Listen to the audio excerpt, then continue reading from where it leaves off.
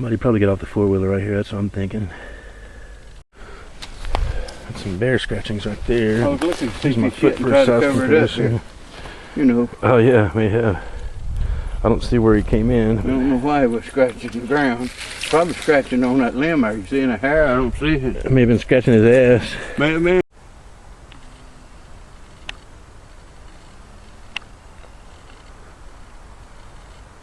Here, blocking this trail.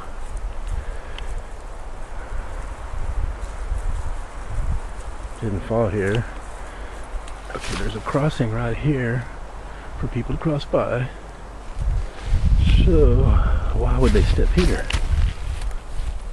to there?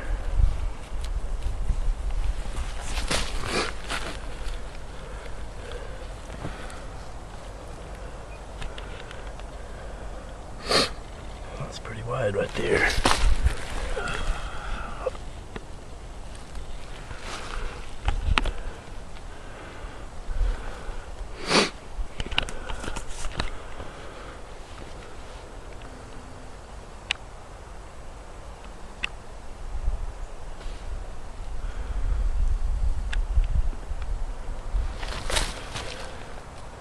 Here, water flows downhill. This tree branch is behind this tree where it flows downhill. How did it get there?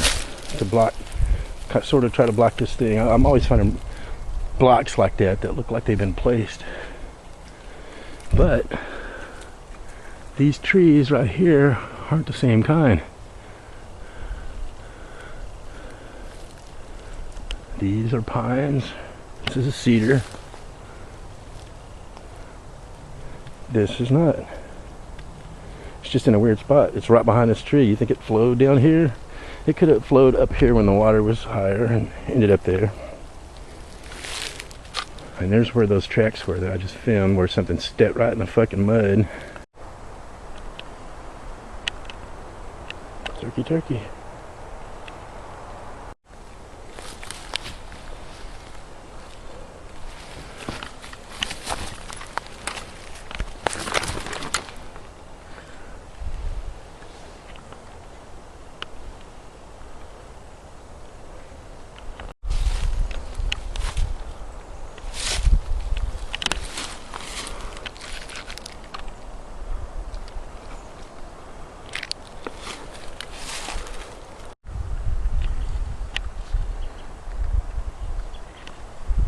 Deer tracks.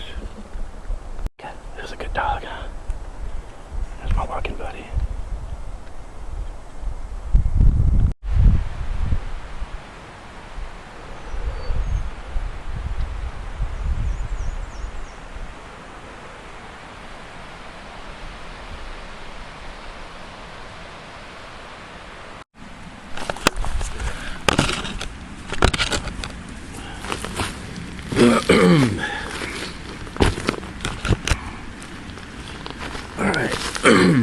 Travis Nevels here. I'm going to tell my story, since I haven't yet, of what I believe to be a Bigfoot encounter. First, I'll tell the story of what happened here behind me. One day I walked up here, and something up on the hill goes, "Oh!" like that, and it was real loud. I don't even like doing that here, man. It makes me nervous, but I got my gun today, so I'm not too scared. Anyway, my Bigfoot encounter. This is the famous Rock Creek. The most sightings in Oklahoma and the most sightings in Arkansas are in Logan County and LaFleur County. This is right in the middle of both of them. This is the famous Rock Creek. It runs back and forth, from Logan County to LaFleur County. You could look those up there on Beef Road. It's really good stuff. I mean, they're really fascinating. Anyway, I was following the trail that goes along Rock Creek to the caves. I think it's called Slate Falls, where the caves are. There's a waterfall that comes over the top of it. Beautiful place, nice place to check out. And it was the really hot summer. I think it was 2008, 2007, 2006, somewhere around there. And I didn't realize what I saw at the time. I just said bear, it's a bear, and kind of blew it off. Anyway, the only watering hole that was there, since it was during a drought, is like right before you get to the caves, there's a watering hole on the left. And I knew it was coming, and I was kind of keeping my eyes open, but it came up kind of quick. I walked around the corner, and then something that was at the watering hole, big and black, went up the side of a mountain, or the side of the hill like this, and there was a lot of brush. I just caught a glimpse of it as it left the watering hole for about, 10 or 15 feet, and then disappeared into the brush. So I didn't really get a good look at it. But on that trip, there wasn't any footprints. There wasn't any. I mean, it was like 100 degrees, man. I mean, only idiots like me would be out there in it anyway. I noticed there was no tracks going there. And then after I saw that, okay, I was like, oh, cool, I saw a bear. I saw a bear. And then I got almost to the caves, and to the right, there were some rocks stacked. And the way they were stacked was like, it was really high, like this. And there were small rocks and big rocks. And I was like, man, the wind hadn't blown that over. And I was like, well, I guess somebody has been here. I guess somebody has been here. And then I was watching, some of those Bigfoot shows and stuff, and I realized that people have been reporting rocks stacked. And whenever I saw that show, it was like the scene in The Shining when she looks in the mirror and sees murder, and everything just kind of went, and it just all made sense. And then I started remembering back and stuff. I did a lot of self-hypnosis and tried to go back to that time and just try to think about it. And one thing I remember was whenever I walked around the corner, whatever that thing was, before it ran up the side of the mountain, it gasped. It was like, and then went up the side of the mountain, And I don't know if bears do that or not. I know they make all kind of weird noise, but this thing seemed bigger than a bear and longer than a bear. And it looked like it was running up the side of the mountain on all fours. But I believe that could have been a Sasquatch. I'm not sure, but I believe that it could have been, Anyway, that's my Sasquatch encounter, or what I believe to be one. And then later, a few years later, like last year, which is 2013, on July 4th, that's when me and my Marine buddy were walking, and he found the first 16-inch track, perfect toes, and then we found a bunch that were like 12 or 13 inches, and then I found one big one that was 18 inches long and about 9 inches wide, and it was perfect. Man, I wish, it was right before dark. I wish I would have went back with some casting material and got castings of that. I ended up getting a couple of 13 by 6.5 casts, and I got one 16-inch cast. Most of them are pretty crappy. One of them was actually in the leaves, but I just, I wanted to get it anyway, just to get some practice in, because I haven't practiced on it anyway. Okay, well, thanks for watching. You could like and subscribe and comment and all that stuff if you want to. Take it easy.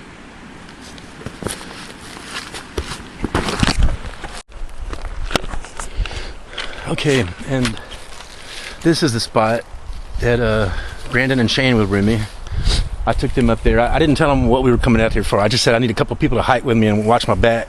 I didn't tell them why I was coming up here. And then when we got about halfway and started coming up here, I started telling them why we came up here.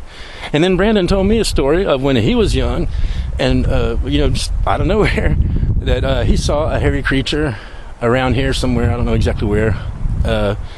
Down by the creek, and they walked up on it, and it was in the water, and it got out of the water and took off. But anyway, we were right here in this area, heading this direction towards the camera, and man, something hit the ground behind us, and it sounded like a rock about this size here. Hit the ground real hard, and the creek is right over here. The creek is over here about 50 yards. And whenever that happened, we went over here to the trees and looked up where we heard it. There was no trees broken or anything. There was no limbs on the ground. It sounded like a big ass fucking rock hitting the ground. And anyway, this is where that happened. And I just thought I would throw that in too, because that's another experience I had while I was out here. Okay, more deer tracks. Little deer. This is a little track here. Look at that thing. Man, this is not far from where I found the 9-inch little footprint. This is small. Man, I can't believe how small this is. I'm gonna get a tape measure.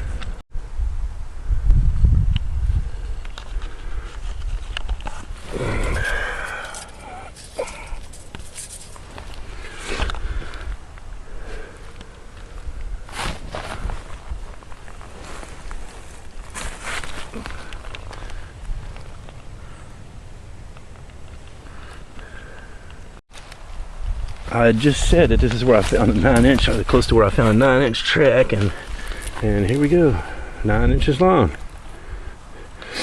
Let me see. I don't know if this could be bear or anything. I didn't bring any casting material anyway with me. 4 inches wide, 9 inches long, but it's still got this other thing at the back. See the heel, and the other one over here. Where is it? It's curved. It's not straight like a shoe. See, it's curved. See the curve in there? Curvature. See the curve? It's curved.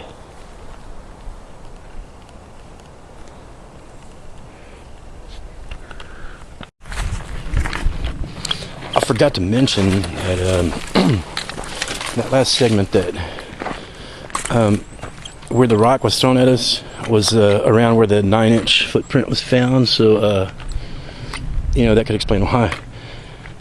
And also, I forgot to mention that I've never whooped, I've never tree knocked until those guys were with me.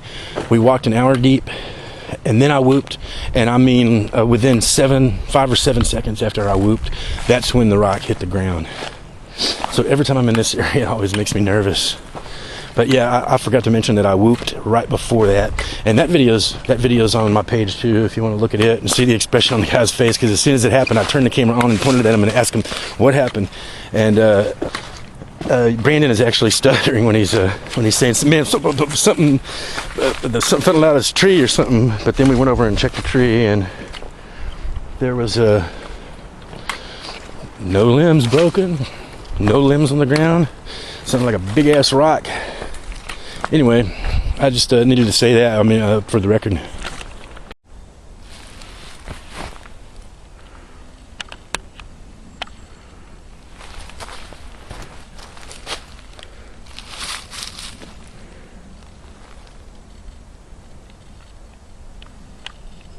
That last track I just took was within a few feet of the bear tree. The tree with the bear markings on it was right over there, but it looks like a boot to me. The clear water here tells me that the 4-wheeler tracks that I saw here were not from this morning. It's probably 11 o'clock right now.